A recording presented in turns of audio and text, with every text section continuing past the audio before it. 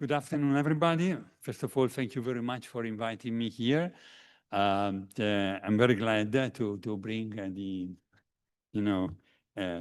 from the Ministry of Foreign Affairs to bring a contribution. Well, I've been hearing from the first panel before me the idea of bringing sense of urgency. Well, if you don't mind, I will give you a few numbers that are not coming from me, but are coming from the rapid damage and need assessment. This paper has been done by the World Bank together with a number of other big institutions. Just to give you a snapshot. Overall, $176 billion direct damages, 524 billion in total needs considering 10 years. 17.32 billion of 2025 recovery and reconstruction, 6.8 million people displaced outside Ukraine, which is a very important point to be considered in the future. 4.6 million people internally displaced, 35% of women only household reported living below subsidy. So it's a very complicated thing. And I guess that those numbers give you the sense of why the entire world is trying to do something in this respect. Let me tell you what is going to happen tomorrow and the day after here in Rome.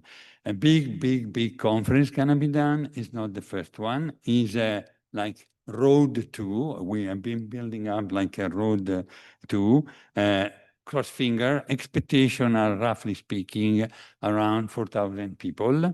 Out of these, it's going to be 1,000 official delegation, 40 international organizations, roughly speaking, 2,000 is an estimate, of course, 2,000 business people or representative of the business. So it's going to be a super big conference. And the way we build it up is basically around a variety of pillars. Those pillars have not been developed yesterday, but has been developed over a number of other, let's say, mission being done over the last couple of years.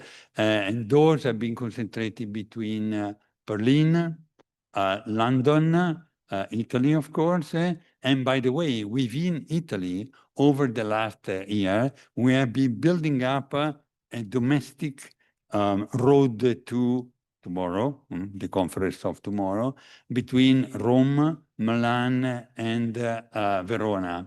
And this is very important because we don't want this as a Roma-centric, let's say, event, but we want to have the whole of Italy involved, and including the whole of institution. Most of the government is going to be there, and this is another important message.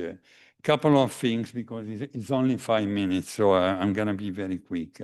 The idea is to build up something that regards the whole of society, and particularly the idea is building back and building better. So the idea is to build something looking at the tradition of the country, but also looking at the best the entire world, Italy included, can offer, including technological aspects. I think this is very important. In fact, those of you that are interested, I invite you to read the report that I just mentioned, because there are a lot of data, qualitative and quantitative data. In terms of qualitative data, one thing, in my view, is absolutely critical and crucial for the future, which means again, we are talking about an estimate.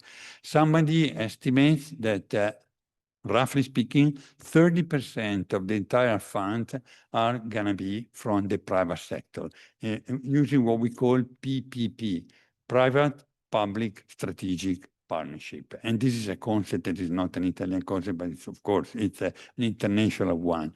However, in order to have this concept really working in the field, you need one keyword: reforms. So you need to make sure that international investors, including government or para-government, feel secure enough. When I use secure, of course, these days it's very complicated to say security, but secure enough. The FDI must be secure enough. The partnership or the joint venture, whatever it's going to be secure enough. And so we need to put absolutely together big reforms. I guess one last comment. We're going to have, just to give you an idea of the agenda for tomorrow and the day after tomorrow, we're going to have, in terms of setup, a main event. Roughly speaking, we're talking about half a day with head of state and head of governments. We're going to have 28 panel covering the 4 dimensions that has been established already back between London and Berlin during the Road to 2. Then we have up and running in parallel a recovery forum with a series of roundtable on priority sector. Just to give an example, housing, energy, infrastructure, strategic industry, rather than health. And last but not least, a business fair, an ongoing for the 2 days, for the 48-hour business fair. We expect to have a lot of B2B and G2B meetings. We expect to sign a significant number of MOUs, particularly on the critical sector. And we also will see, for the people, for those of you who are going to be physically there, 120 stands, of which 30, 40 coming from Italy. So it's not, again, just an Italy-centric initiative, but, you know, Italy is giving the opportunity to everybody to expand and particularly to be seen, you know, in the film. I guess this is enough. Thank you very much indeed. Good luck for the rest. Grazie.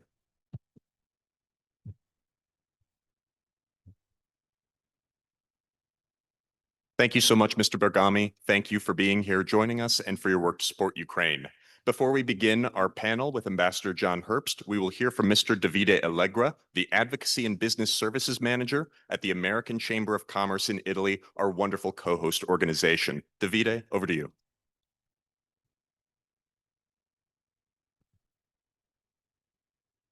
Thank you very much. Good afternoon, all. Davide Allegra, as he said, Advocacy and Business Services Manager at AmCham Italy, the American Chamber of Commerce in this country. In 2025, it's an important birthday for my organization. We turn 110 for the reason that we were founded in 1915.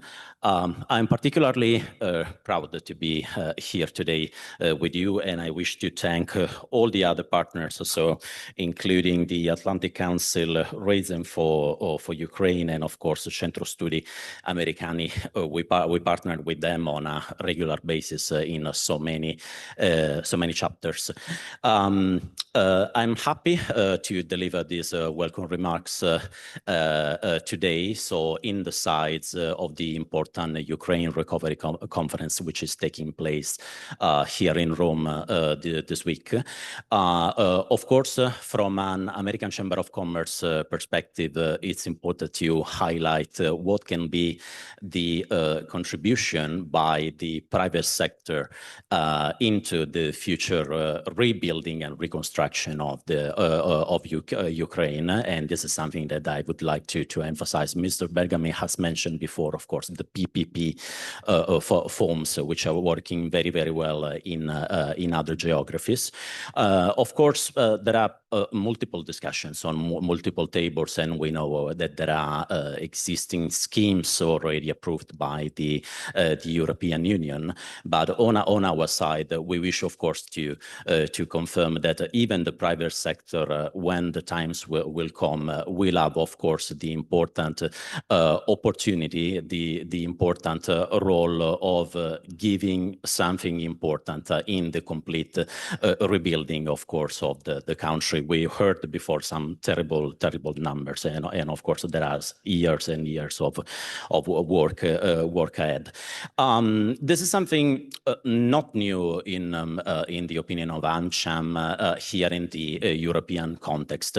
I mean, 5 years ago we all faced the COVID-19 pandemic, and in that occasion, so in the emergency, and you will all remember the terrible pictures. Italy was actually the first major European country to be touched by the pandemic. In the occasion, on a European scale, we have seen solidarity. So at a European level, where the European institutions have approved packages which are still ongoing, which are still active, that of course helped the entire continent, so the entire European family to rebuild from that type of shock. And we believe we can do the same for Ukraine, for the reason that in the future, we want the Ukrainians and Ukraine to be part of the European family, and of course, a part of the transatlantic family, along with the US and with Canada. I thank you all very much, and I wish all the panels a successful session. I'm here and I'm super delighted, of course, to hear on the different contributions. Thank you very much.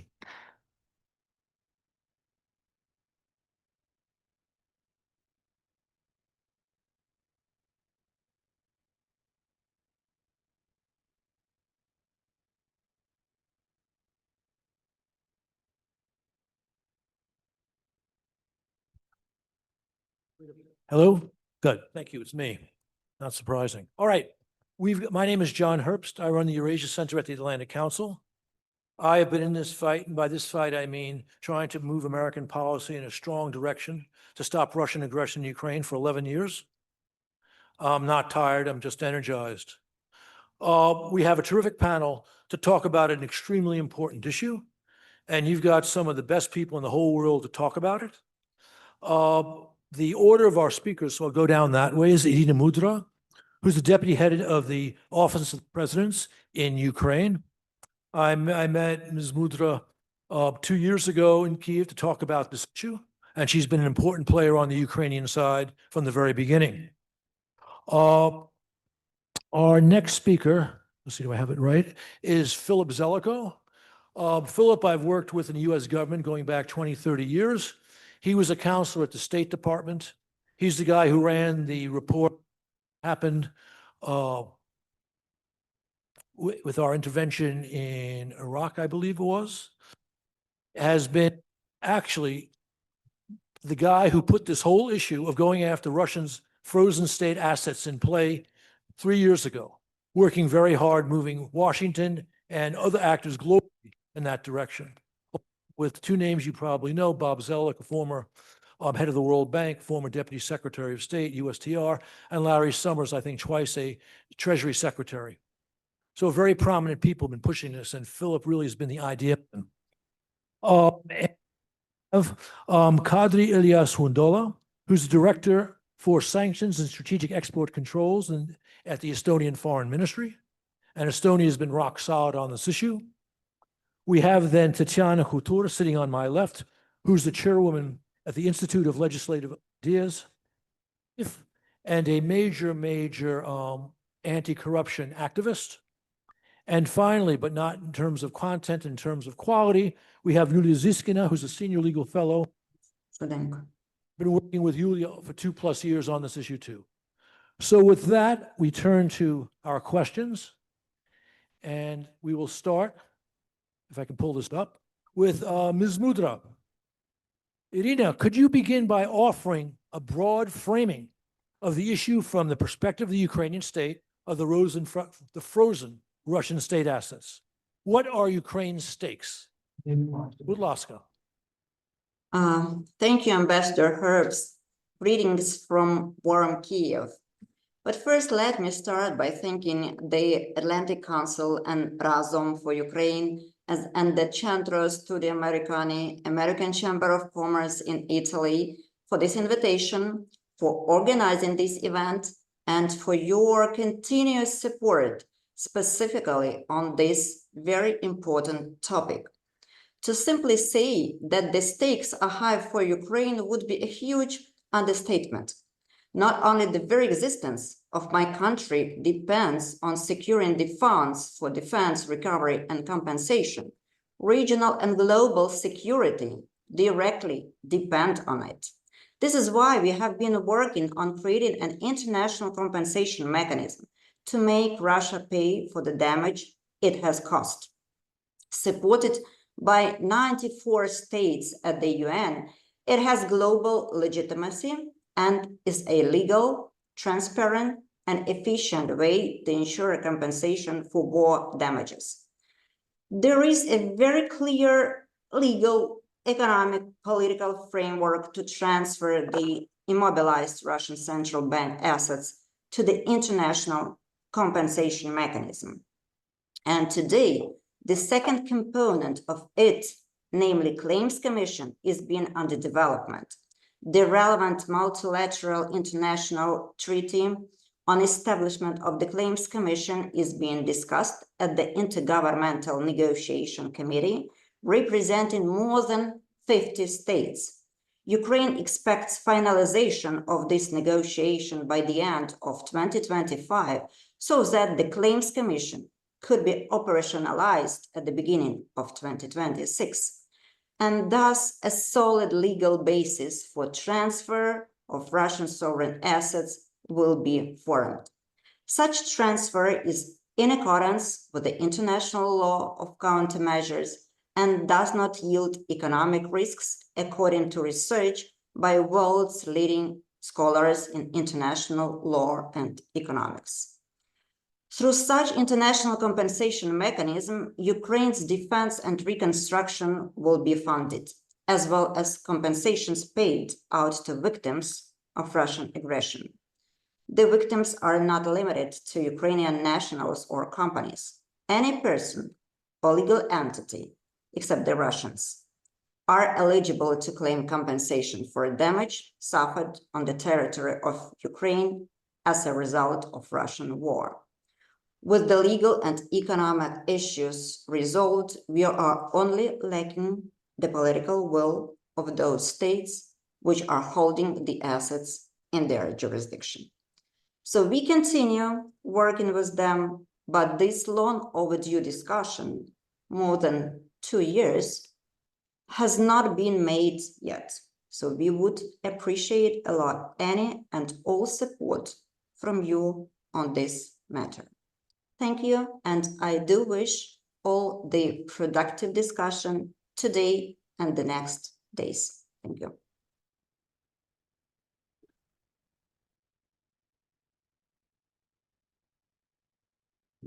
Thank you. You spoke about the political will in the West.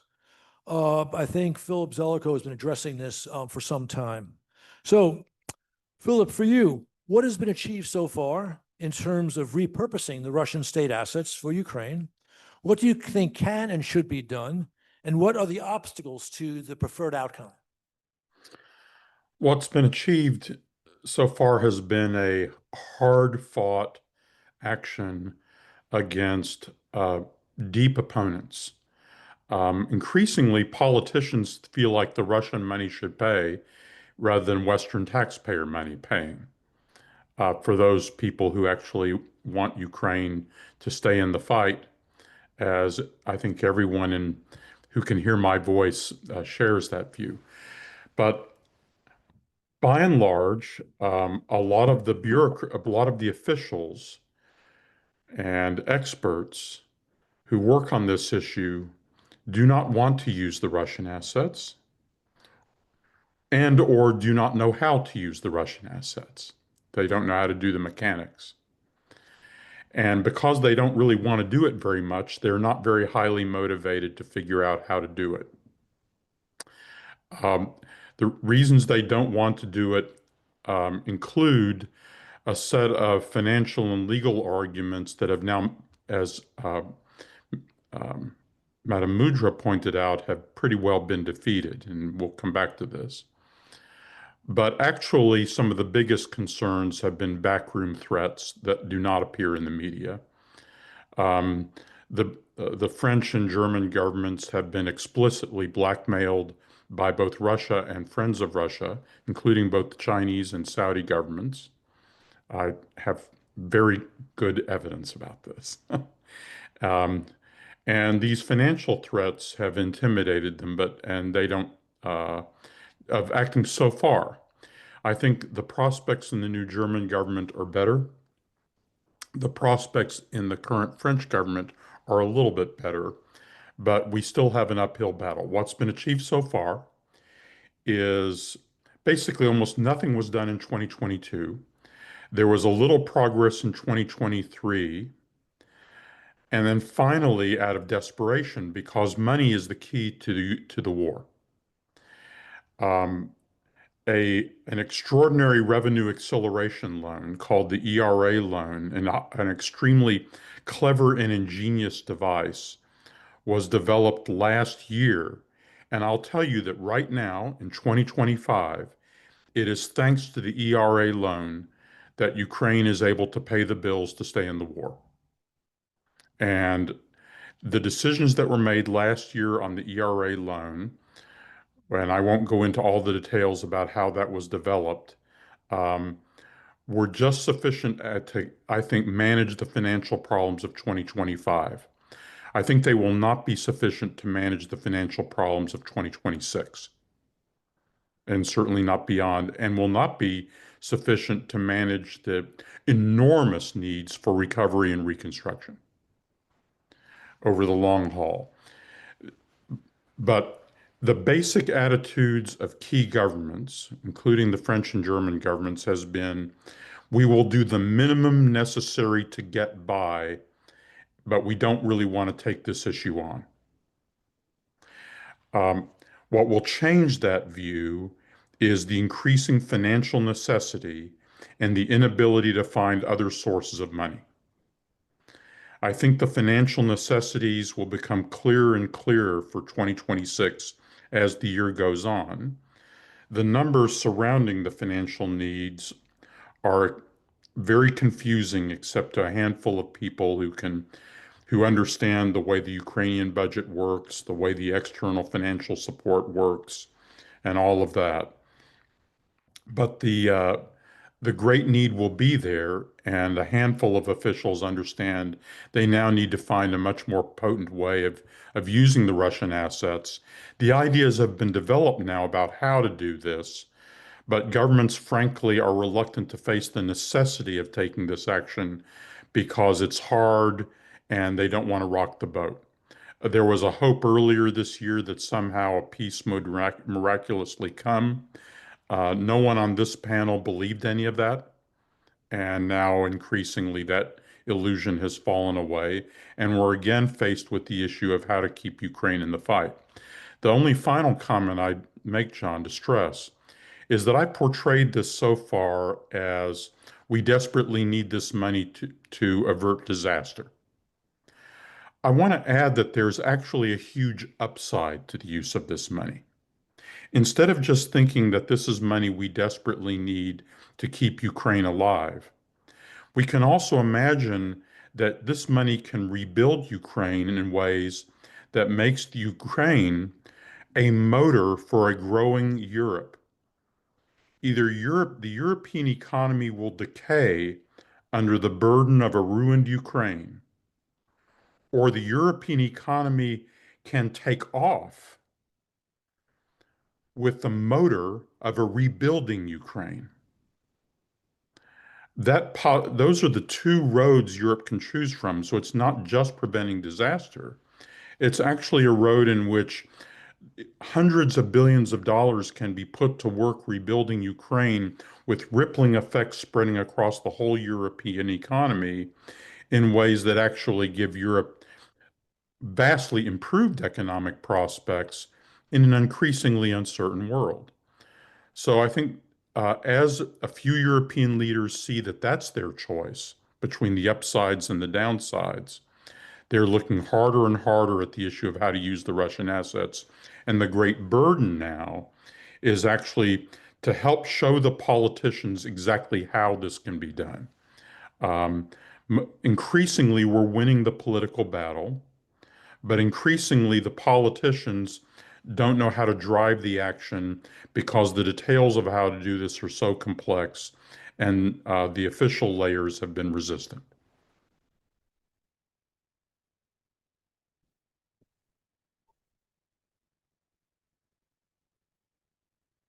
Philip, I'm just going to briefly follow up one of the most interesting things you said there, although not the sensitive part. You referred to pressure, which you have ample evidence of, on Germany and France not to do the right thing. My question for you is this. I don't need the lurid details of that pressure. If the United States put its full weight into this fight, do you think we could help manage those pressures felt by our allies? Don't count on the United States to play that kind of role right now. But the good news is you don't need the United States to backstop. So let's say, for example, that the government of Saudi Arabia threatens that it will not buy French government bonds, and it tells this to the French finance minister. The European Central Bank and other European countries actually have the means to backstop France against this threat without having to rely on the United States. This can actually be done within the Eurozone, and there are countries that have the means to help do this. They have to kind of pull together to take that kind of action, but it's possible. By the way, I think in the current macroeconomic environment, these threats are increasingly hollow. The good news from the European point of view about one of the few silver linings about Donald Trump is that no one thinks that they can avoid to get out of the euro. So the notion that governments like Saudi Arabia and China can abandon the euro is a fantasy in the current macro environment. They're going to move their money into dollars? So, no. Therefore, I think the financial risks, which were already greatly exaggerated last year, now are just gone. And there's really no danger to the euro in moving on the Russian assets. Thank you. I'm glad I asked that question. Okay. Ms. Kadri Elias Sindwala. What is the status of asset seizure within the European context? And you might want to comment on what Philip just said, and the challenges of keeping the assets frozen, for example, 6-month EU sanctions renewal. In particular, it would be helpful to build on the remarks we heard from Mr. Zelikow on the perspective of ongoing or anticipated developments within Europe. Please.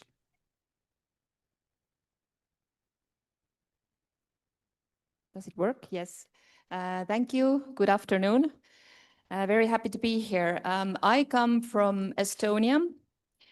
It's a small EU member state who has been actively advocating for taking use of the Russian assets since the beginning of the full-scale aggression, full-scale war.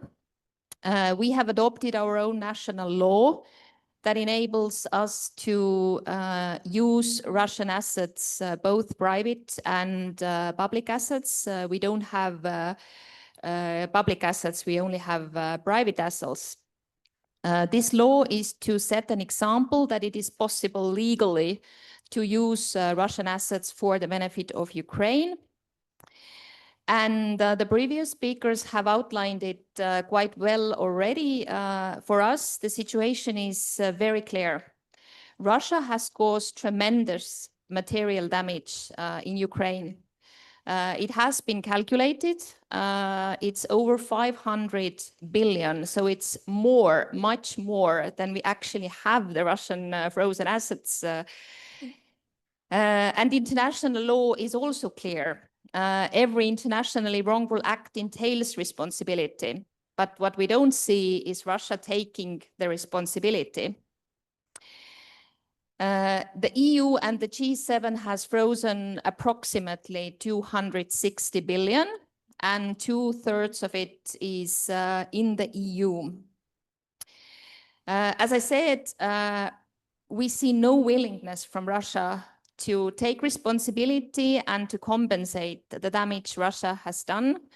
And I'm sure it doesn't happen in our lifetime that Russia comes and compensates. So the question now is, we as international community, what do we do? And we think that we have both the justification and also the tools to act. And EU has a crucial role to play here because most of the assets are located in the EU. Russia's victory theory is built on the assumption that EU's unity is breaking, that both the willingness and resources to help Ukraine is diminishing. And if we show with our action that this is true, then strategically very bad for the EU. And from strategic point of view, it's a question whether the EU can take decisive action and whether we can show leadership, which in today's world, I think we have to do. As was already said, what has happened so far is that last year, actually EU and G7 made a very big step taking use of the Russian assets in a way of using the windfall profits, which is a very smart and practical, but it's not enough. The money clearly is not enough. And that mechanism does not rule out the possibility of taking use of the assets themselves. Now, the next step has to be taking use of the assets themselves. We see that international law allows us to do that. There are enough international law professors who have already wrote through the legal possibilities. And now the next step is the political will. It's a political decision in the end of the day whether we use the assets or not, because the legal possibilities are there. In the EU, when we started the debate more than 3 years ago, we were quite alone in this debate, advocating for taking use of the assets. What we see now in the EU is that more and more member states are either also supporting taking use of the assets and finding the mechanism, or are not against discussing it. So sometimes it just takes a little bit more time to reach somewhere. And we have seen this throughout the war and also when imposing sanctions, that in the beginning, we have said that this cannot be done. We can not do it because international law, for example, doesn't allow. And then it takes some time, some months, maybe some years, and then we make the decision, then we do it, then suddenly we can, and suddenly the law allows us. So we see movement and developments in the European Union, and we are definitely we will keep actively persuading all the EU member states. And also you mentioned the 6-month problem that we have in EU law. Both the G7 and EU has repeatedly said that the assets will be frozen until Russia compensates. So basically this means they will be frozen forever.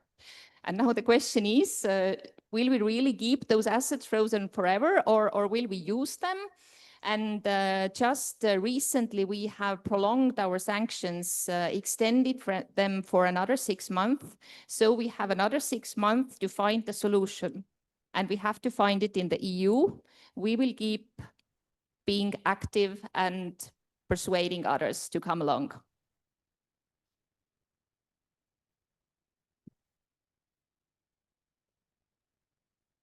Okay, I'm going to come back to you also quickly. You said, and I like this, what you said, we have to solve this within the EU. Philip laid out a way that the EU could help do that by working closely with Berlin and Paris on the woes being inflicted on them by Saudi Arabia and China. What do you think? You don't have to answer that. I'm putting you on the spot. Yes, I am perfectly aware of who are the most toughest member states in this regard. And of course, we have those legal, economic, political challenges, but we think that they are manageable because we haven't seen any risk materializing so far. Freezing the assets is a risk, taking use of the windfall profits is a risk, but no risks have materialized. The euro is stable, dollar is stable, no economic crash in the EU or in the Western world. So those risks, of course, we have to take them into account, but risks are manageable. I spent 31 years inside the State Department, so I can translate from bureaucraties. That was a positive response. Okay, thank you. All right. Now I can see Tatiana, Mrs. Hutor, what are the current budgetary needs Ukraine is facing across key sectors, especially, of course, defense, but also reconstruction? And how might repurposed Russian state assets be allocated if, in fact, we solve this problem? Okay. Oh, thanks. Thank you for this question. Thank you for having me here. So, in fact, I'll talk about money, but don't take me wrong. I'm the lawyer. I used to be a legislative director to the head of one of the Ukrainian Parliament's committee, ILI, the Institute of Legislative Ideas, the legal think tank that works for a decade in the topic of asset management, illicit asset management, asset recovery. And for the last 3 years, we work in the sanction policy. I think we are the main think tank that help our government, cabinet of ministers, office of president to draft the policy for national needs and internationally, even internationally, to be honest, but I won't talk about that. But don't take me wrong again. Being a lawyer, I can tell you that usually any legal decision is taken after any understanding how much will it cost and what it will cost us if we don't do that, or what it costs if we do that. And if someone needs that financially, this decision will be taken. So politically, you need if yes or no. And legally, lawyers will find out what way and what path you need to take to get what you need. So going to the needs. Since 2022, Institute of Legislative Ideas monitoring every step, every statement, every legal action or inaction. Usually it's inaction, to be honest. What is going on with sanctioned assets, how different countries use them or not use them. And usually what we see is legal paralysis. It's legal paralysis with all the actions that are not taken, but must be taken. And any step forward on the way to use Russian assets is taken only when the money is gone. So if the money is gone, okay, we're so creative and we can move forward, and any legal obstacles, like no legal obstacles is there. So we have to understand that it's all about money. Let's talk about the road that brought us here, where we are right now. So in 2022, Russian assets were strongly connected to the idea of international compensation fund. So by the time Ukraine's basic needs were mainly covered by the international standard aid, with aid packages, with emergency assistance, and the war was costly, but still it was bearable. And still we could survive that time. By 2023, we reached a breaking point, and then this idea with IRA loan was implemented. So what's interesting about IRA loan? So let's back this loan, $50 billion by the like interest with the windfall profits from the management of these like assets. So we got, like, I want to point your attention here, $50 billion. And according to the communication to this loan, it was expected to be repaid by 45 years. So it's interesting here. And what is most, even more interesting, that this sum doesn't cover even 1 year of all the needs that Ukraine, all combined Ukraine needs. Here we are talking about military, budgetary, and reconstruction needs. So it doesn't cover that.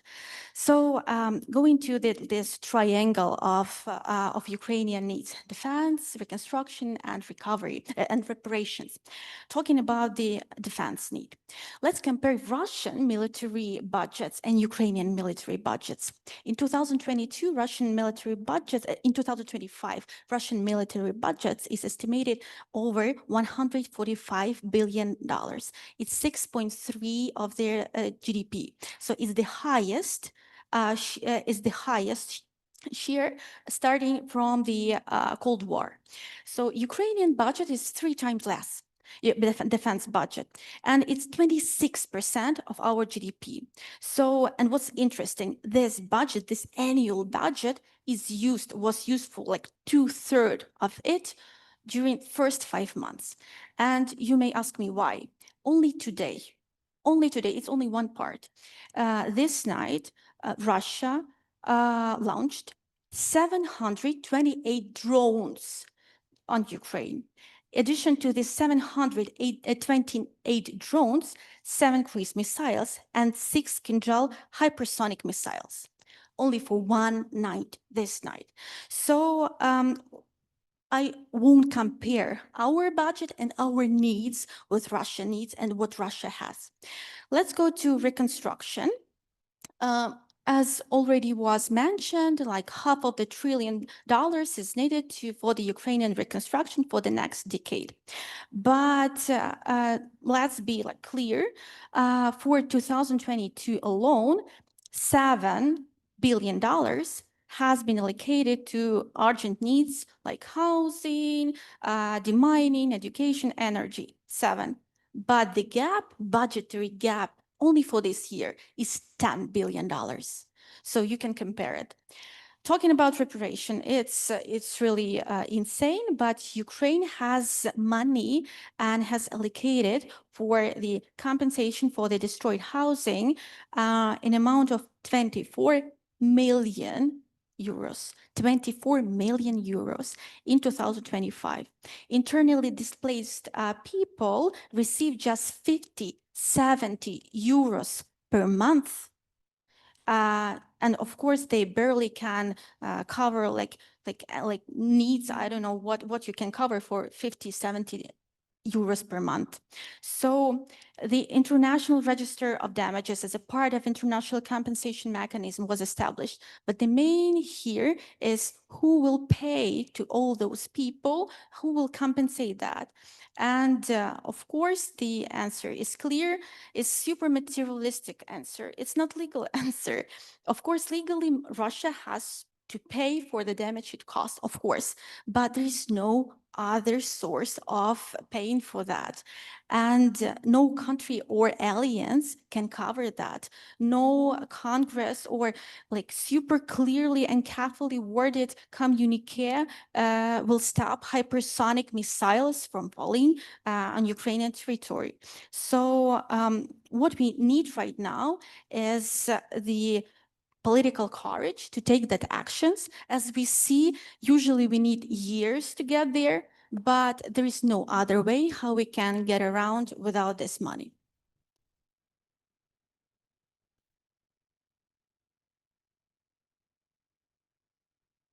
Thank you. And it's worth pointing out that you're far from the only activists within Ukrainian civil society who turned from issues like corruption to things like financial support from the West, weapons from the West over the past 3 years.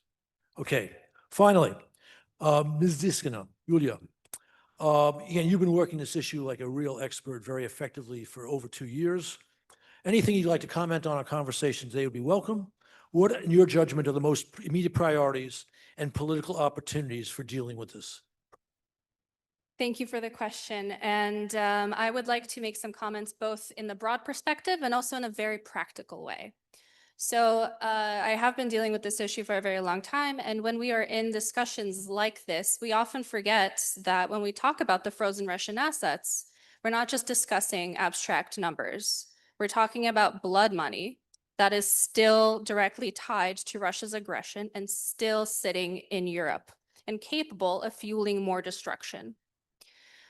So there's generally this assumption that the money is frozen indefinitely and we'll have, we can keep putting this off to make up our minds about this very pesky issue. So while the EU was able to recently extend the freeze until January for the next 6 months, we will be in the same position again 6 months from now and also in a rapidly shifting political environment. I want to be clear.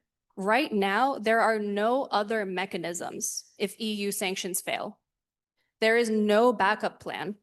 If the sanctions fail, then Russia immediately, within 24 hours, can make a claim on its deposit in Euroclear where these funds are held, and there is nothing stopping 200 billion euro of flowing back to Russia. And there is nothing that we can do to reverse this. So that is why we need concrete steps in the next few months to prevent that and to safeguard this money for the long term, not just for the next 6 months, and to allocate it to Ukraine, to send a message to Putin that he is not getting this money back. And so my goal today is to outline these steps and to show that a lawful, secure path exists. And why is that? Well, about 98% of the Russian reserves are now held in cash in banks all over the world. Originally, most of these assets were in debt securities held by Euroclear. But as those bonds matured, they've turned into cash and are now subject to the jurisdiction of the countries that issue that currency. And so here's how that works. Here's a primer. When Euroclear manages Russian investments in, say, for example, Canadian dollars, it uses Canadian correspondent banks.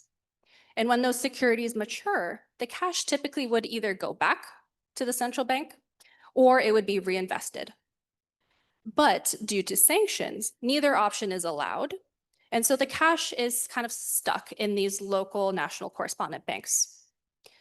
Right now, these frozen funds are accumulating in correspondent banks, which likely have no clear direction on what to do with them. And according to Euroclear's latest filings, it holds 193 billion euro in Russian state assets, all in cash. Of this, 34%, or 66 billion euro, is in non-euro currencies. So including pounds, dollars, Canadian dollars, Australian, Singapore dollars. And the Canadian portion, to keep the Canadian example, is 22 billion Canadian dollars itself. But because these funds are held in Euroclear's name, not Russia's name, they're commingled with Euroclear's other non-Russian funds, and they may be evading national sanctions in that way because they're not identifiable. So this means that 22 billion in Russian central bank cash could be sitting unrecognized in Canada's financial system, only kept frozen by EU sanctions that risk being vetoed by Hungary or Slovakia every 6 months. That's a problem. But there is a solution to this. First, countries holding frozen Russian state funds should direct their financial institutions to move these assets into clean, protected accounts, separate from the rest of Euroclear's funds. This is an administrative step that requires no new legislation, and it can be done immediately and should be done immediately. Governments then could ensure their own freeze on these accounts. So this would put basically a double lock on the funds, one under EU control and one under national control. And so then step 2, this would give countries then the option to, when they decide, to transfer the funds into an international trust to hold and manage the funds on behalf of Ukraine for defense, reconstruction, for compensation for victims. And this is entirely consistent with international law and with the G7's existing commitment. It is simply putting action behind the words and the statements. The broader reality is that there are only 2 lawful places for these funds to eventually go: to Russia itself or to the legally, internationally recognized beneficiary, Ukraine. At this point, doing nothing increases the risks of their return to Russia, which is a far likely more outcome than keeping them frozen forever or serving as any kind of meaningful leverage to end the war. So as my co-panelists have mentioned, some use legal certainty as an excuse for inaction. But I'm going to repeat what some have said because this is an important point. The barrier is not legality. It is political will. It is not the law that's the challenge here. It is getting policymakers to stop using the law to tie their own hands behind their backs and then to use that as a political cover for their lack of will. So the time to have endless circular debates about this has really run out. We need to be thinking practically and urgently in the months to come. The problem and the situation that we're currently in shows that this wait and see strategy that we've been in can no longer be a credible sanctions strategy, if it ever was. And ultimately, the G7 has fallen into the trap of overstating the risks of action, but while being still oblivious to the risks of inaction, which are actually far greater. And it is foolish to think that doing nothing carries no risk. We've reached the point where inaction is no longer neutrality, and it is complicity.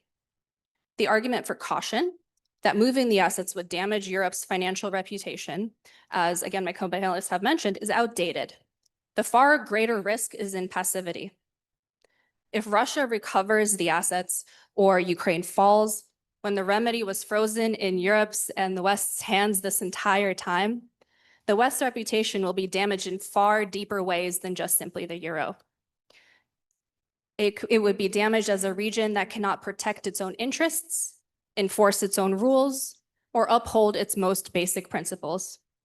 So in the coming months, democracies must make a choice to protect their values, their credibility, and Ukraine's future, or alternatively, empower the regime that threatens all of it.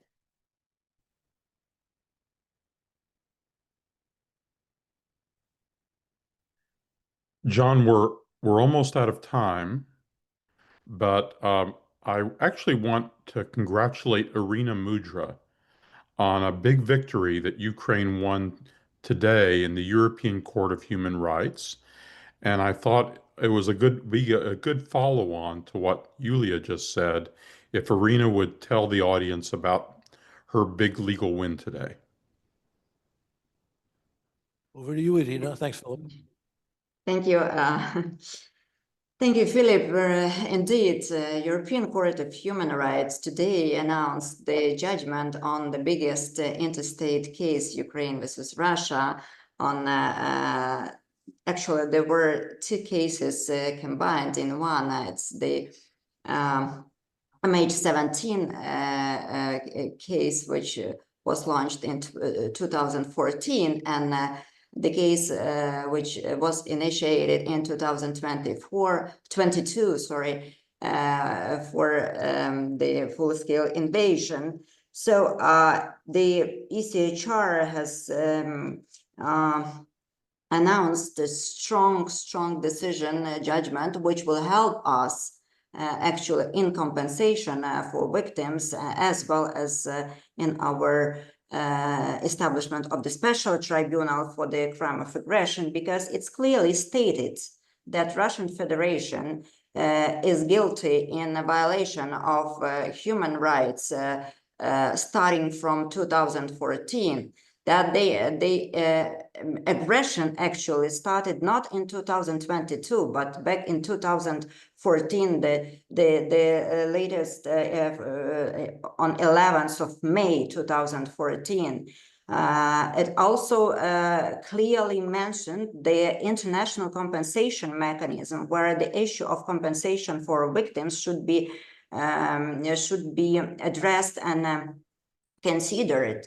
So we are still analyzing and studying this decision, because it is on 500 pages, but we treat it as a very strong victory of Ukraine, and this is the judgment not just for Ukraine. It's a really a strong judgment which will confirm the certain legal facts which could be used in our further efforts for justice and accountability. Thank you, Philip, for saying this.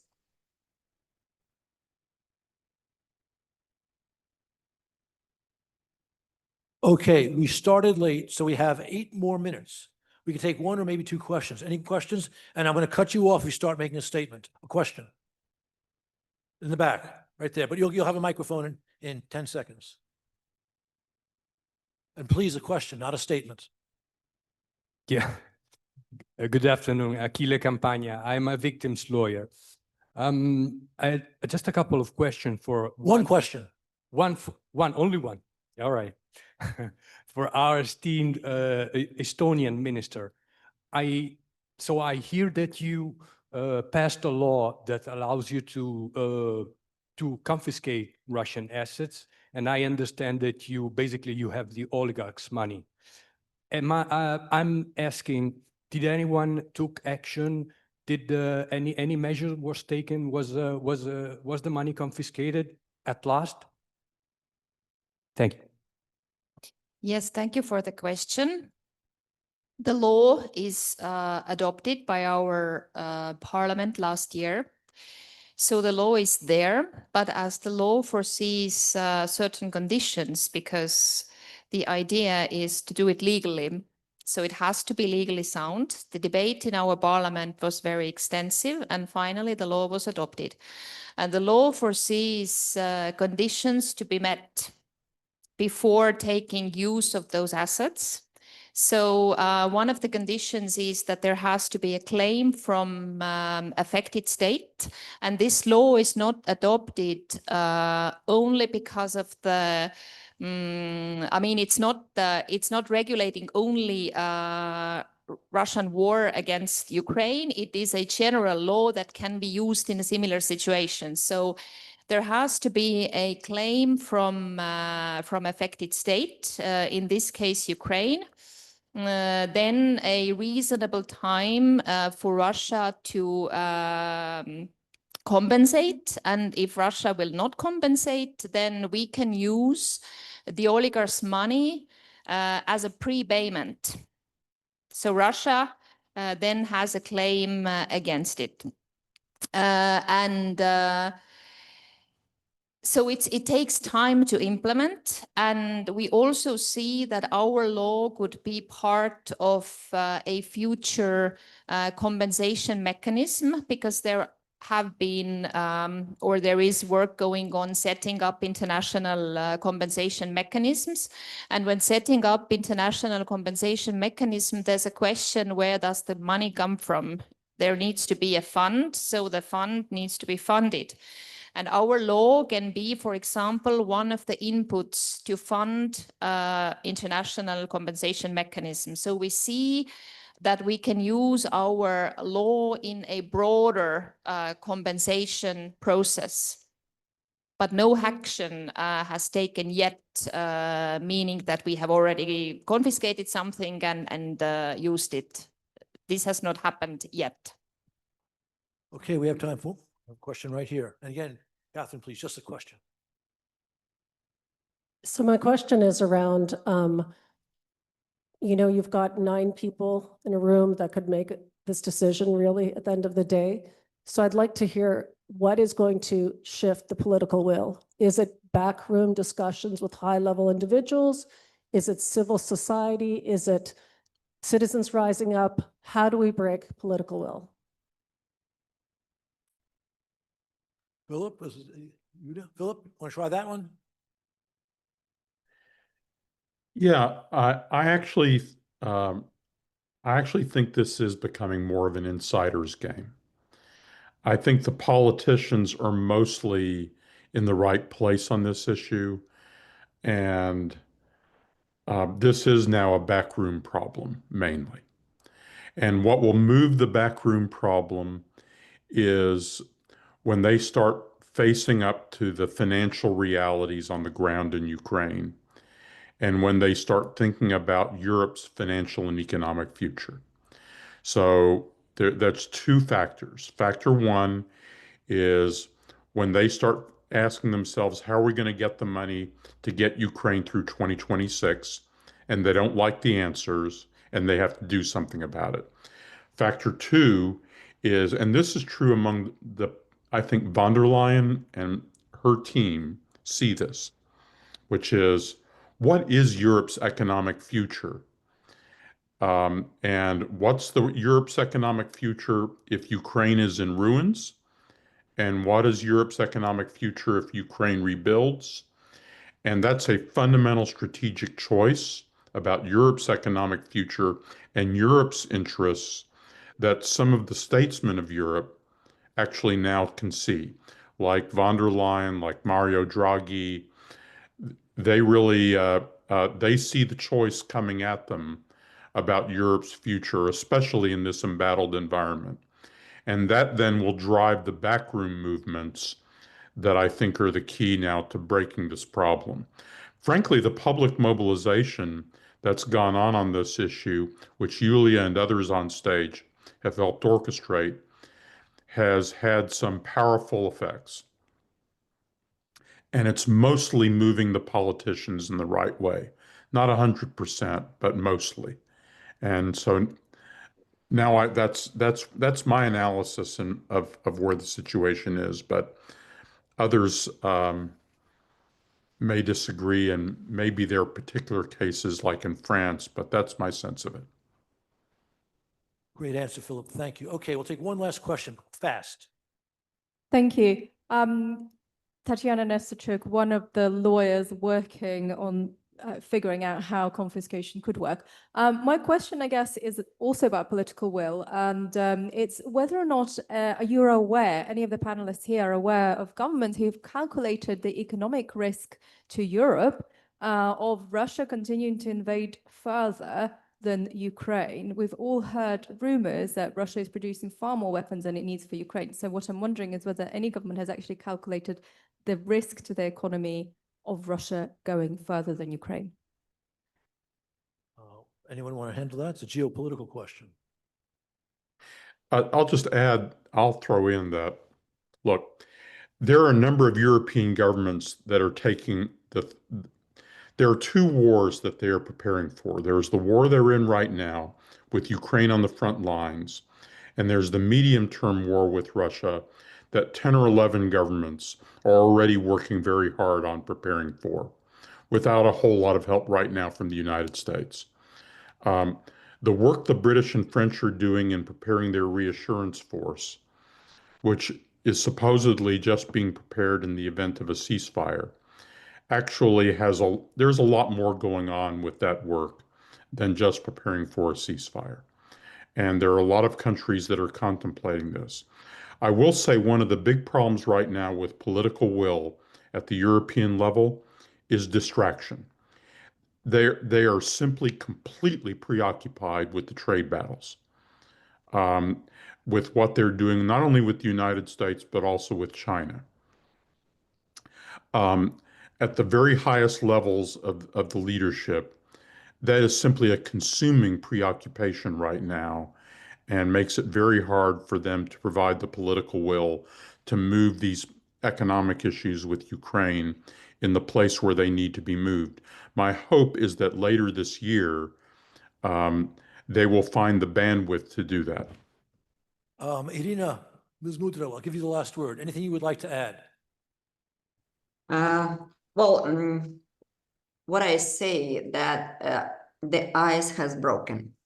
Where we were 2.5 years ago and where we stand today, it's quite different positions, and we are really very thankful to our partners, especially to civil society, because if there was no push from civil society, I think that the political leaders would think longer, would take their decisions longer. And we are thankful for EAR alone, but as we always say, EAR alone is not a substitute for the seizure of Russian assets. It is an intermediate decision, and we could definitely, when using this scheme, which Yulia has described, by putting this money into separate account and managing it in a more efficient way, we could raise more than 2.5 billion euros annually than we receive today. So the leaders should think at least this year to use this option, to use this scheme by which we can raise money for as an intermediate solution for buying weapons, for reconstruction needs, for paying compensation. while the international compensation mechanism is being developed and implemented. We expect that by the end of this year, we'll agree on the international treaty, and the next year we'll start establishing the Claims Commission. The Claims Commission will be issuing decisions or decisions on the amount of compensation due to our victims. And there will be the last component needed to be set up, a compensation fund. So I do wish that the strong political statements which the European leaders are voicing at different events, they will match their real actions. And we will see in next year that the political decision will be taken, as it was, by the way, taken in respect of the tribunal, special tribunal for the crime of aggression. It's also a historical decision taken by the ministers of foreign affairs in May this year in Lviv, because 2 years ago, no one even, they were, I mean, a lot of people were laughing at our faces when we tried to speak about the tribunal. So I do hope that really this is the moment when the ice is broken and the real actions of the politicians will be undertaken this and early next year. Thank you. Thank you for that nice comprehensive answer. All right, we've had a wonderful panel, our virtual panelists, our local panelists. Thank you also to our Europe Center, to the American Center here, and of course to Razom for this event. Thank you. And maybe just a very quick announcement. So a huge thank you to Ambassador Herbst and our great panel. Thank you everyone for joining us throughout the day. Those of you who have registered for the final private roundtable discussion, please step through those doors over here on your left and see my colleagues. And everyone else, thank you again for coming. And we'll see you over the next few days at the URC and everything that's going on around the conference. Thank you so much.